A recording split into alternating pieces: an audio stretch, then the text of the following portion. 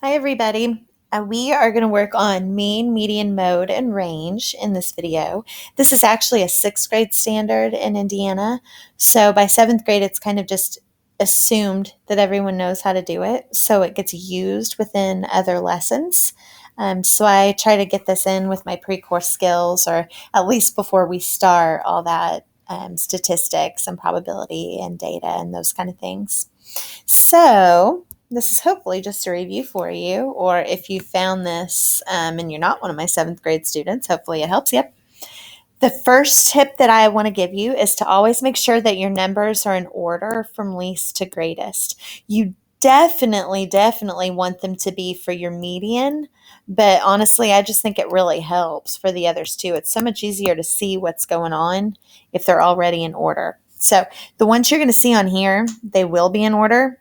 Usually on math books, worksheets, tests, whatever, they're not. And you have to do that first. So make sure you do. Okay, so let's talk mean. Another way of saying mean is your average. To find the mean or the average, you want to add up all your numbers and then divide that sum, that answer, by how many numbers are in the list.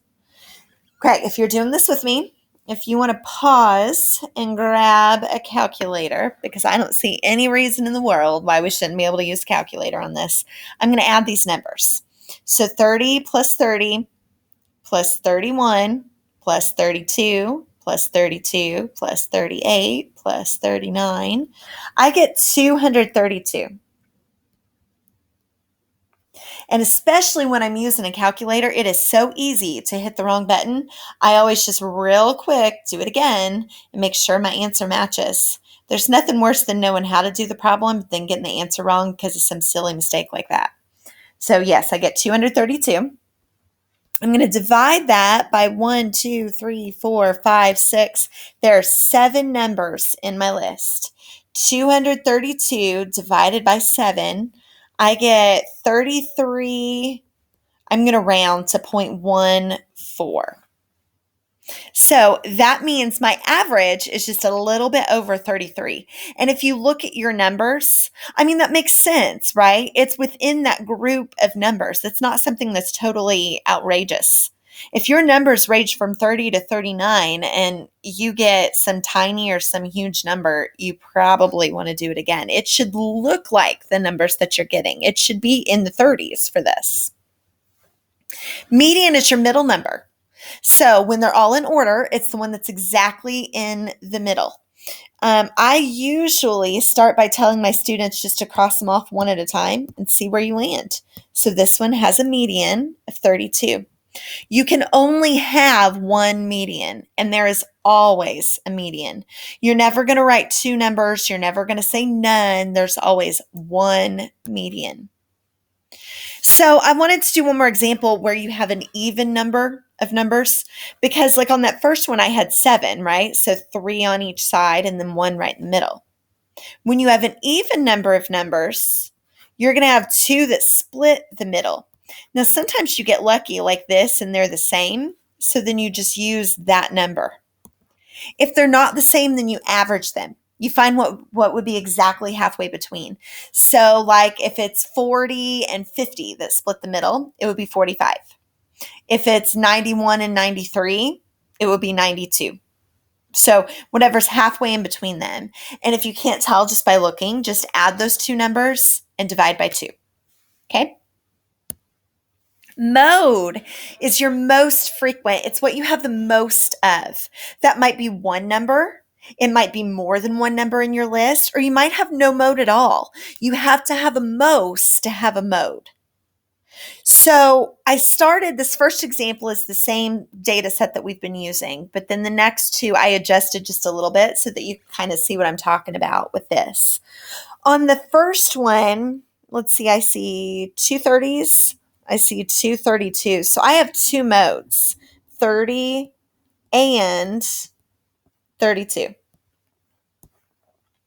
On the next one, I still see 2 32s, but look, I have 3 30s. You don't just pick it because it's repeated.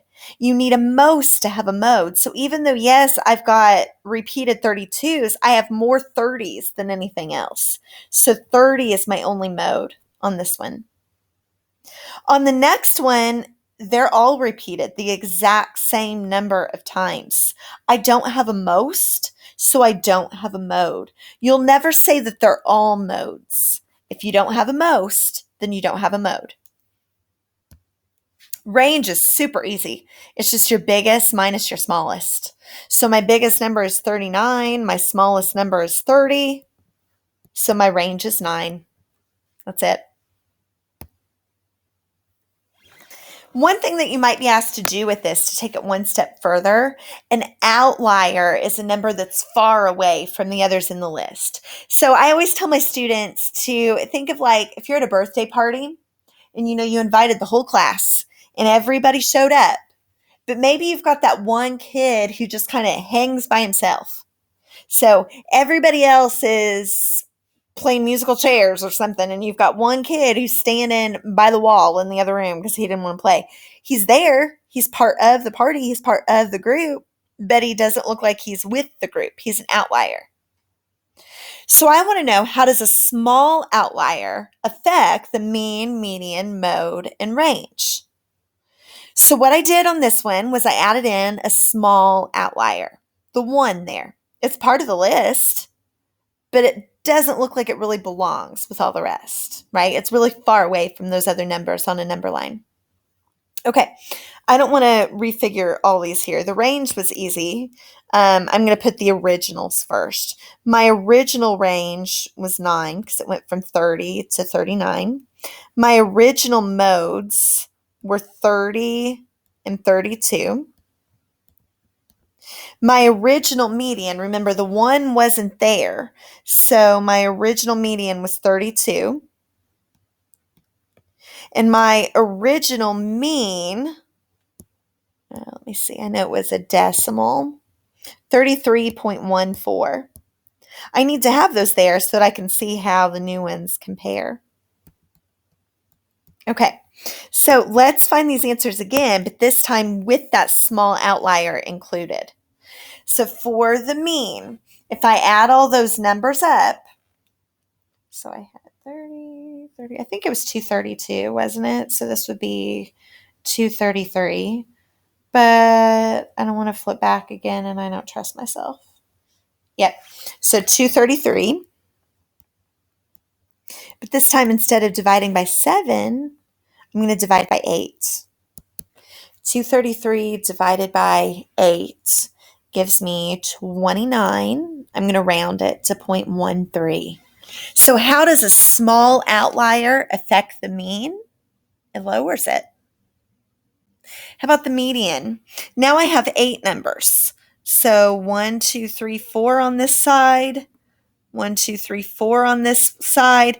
Halfway between 31 and 32 would be 31 and a half. And again, if you can't tell by looking, add those. So 31 plus 32 and then divide it by 2. But what really happened was it used to be here, and now it shifted it half a spot left. So how does a small outlier affect? It's going to shift it half a spot left for the median. For the modes, well, there's no way an outlier can be a number that you already have because it's supposed to be far away from them, right? So my mode is still going to be 30 and 32 for this one. Your outlier will not affect the mode. My range, now I need to do 39 minus 1, which gives me 38. So where a small outlier lowered the mean and it shifted the median left, the range got a lot bigger because now there's a much bigger range from the smallest to the biggest. Okay, let's flip that. I want to know, how does a large outlier affect the mean, median, mode, and range? So let's put our old answers on here again so that we have them to compare. Our mean was 33.14 originally, before I had that large outlier in. On this one, I just put 100. The median was 32. Mode was 30 and 32. In the range, 39 minus 30 was a 9. Okay, so for the new ones, let's see what happens. When it was a small outlier, it lowered the mean. So what do you think is going to happen on this one? Let's add them all up. So it was 232. We're adding 100, so now it's 332.